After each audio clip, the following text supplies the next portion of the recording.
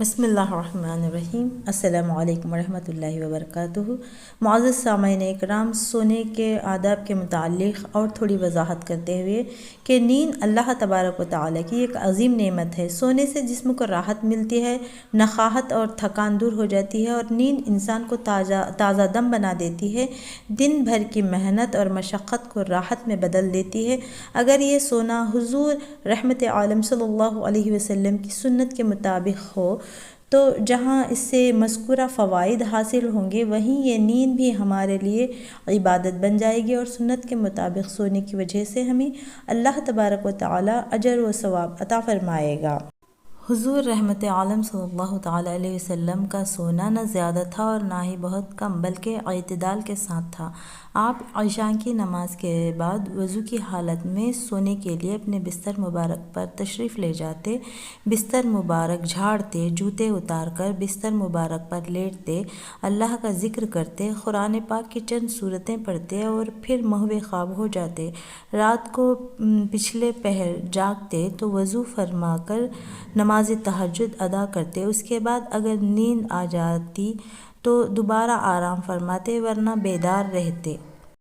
صبح کی اذان ہوتی تو نماز صبح کی تیاری فرماتے۔ بعض اوقات یوں بھی ہوتا کہ تمام رات بیدار رہ کر عبادت میں گزارتے۔ رمضان المبارک میں اکثر شب بیداری فرماتے۔ حضور صلی اللہ تعالیٰ علیہ وسلم کا اکثر یہی معمول تھا کہ نہ زیادہ سوتے اور نہ زیادہ جاگتے، عبادت کا حق بھی ادا کرتے اور جسم کا حق بھی، یعنی اسے بھی آرام پہنچاتے۔ آپ کے سونے کا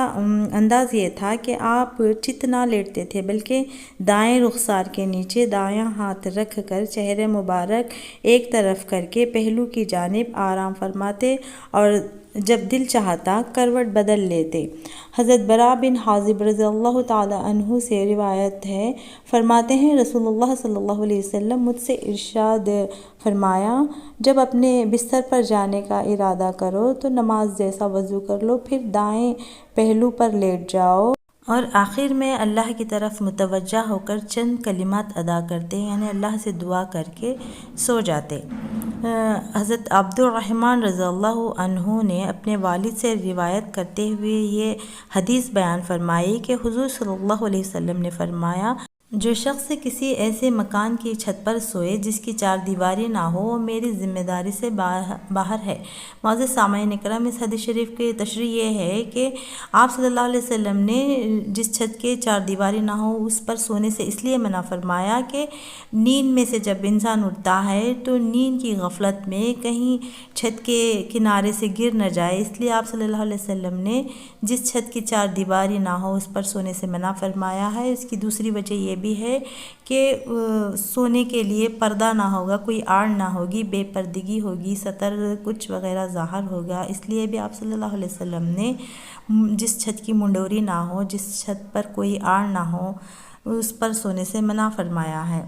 اور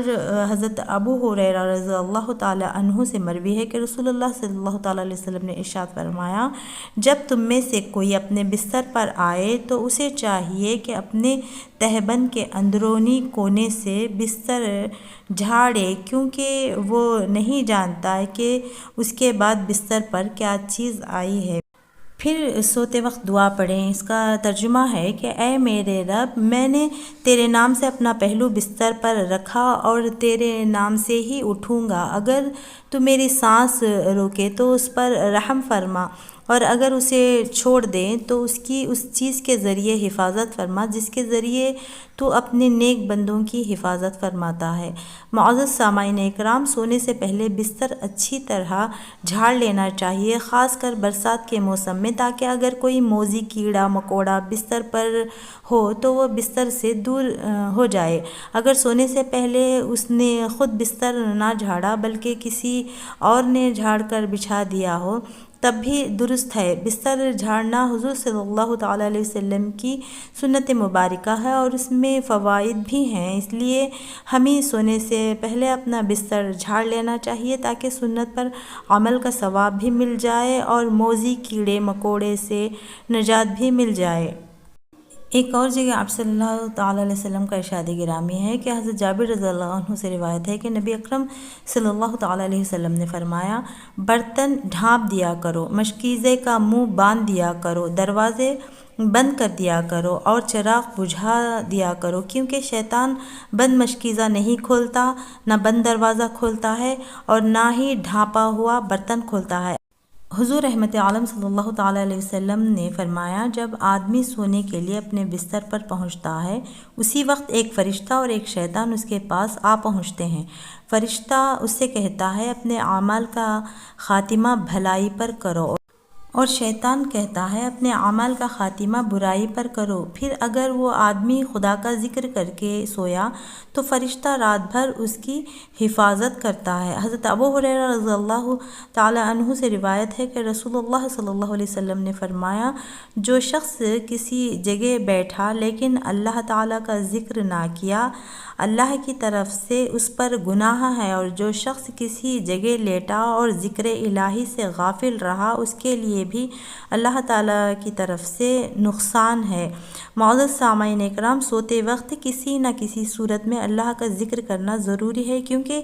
ذکر الہی سے ایک تو گناہ معاف ہوتے ہیں، اور دوسرے اللہ کے ذکر سے رات بھر انسان اللہ کی پناہ میں آ جاتا ہے اور اس پر اللہ کی رحمت رہتی ہے۔ اب خواہ سوتے وقت قرآن مقدس کی تلاوت کی جائے یا ذکر و وظائف کیے جائیں یا درود پاک پڑھا جائے، یہ فضیلت حاصل ہو جائے گی۔ اس لیے ہم جس قدر ممکن ہو ہم اللہ تبارک و تعالیٰ کا ذکر کریں تاکہ ہم نقصان سے بچ سکیں۔ حضرت حذیفہ رضی اللہ تعالیٰ عنہ فرماتے ہیں، نبی اکرم صلی اللہ تعالیٰ علیہ وسلم کی عادت مبارکہ تھی کہ رات کو لیٹتے وقت دایاں ہاتھ رخسار مبارک کے نیچے رکھتے، پھر فرماتے، اللہم باسمک اموت و احیا۔ اس کا ترجمہ ہے، یا اللہ میں تیرے نام پر مروں اور تیرے نام پر زندہ رہوں۔ جب بیدار ہوتے تو فرماتے، الحمدللہ الذی احیانا بعد ما اماتنا والیہ النشور۔ اس کا ترجمہ ہے، اللہ تعالیٰ ہی کے لیے ساری تعریفیں ہیں جس نے ہمیں مرنے یعنی سونے کے بعد زندہ بیدار کیا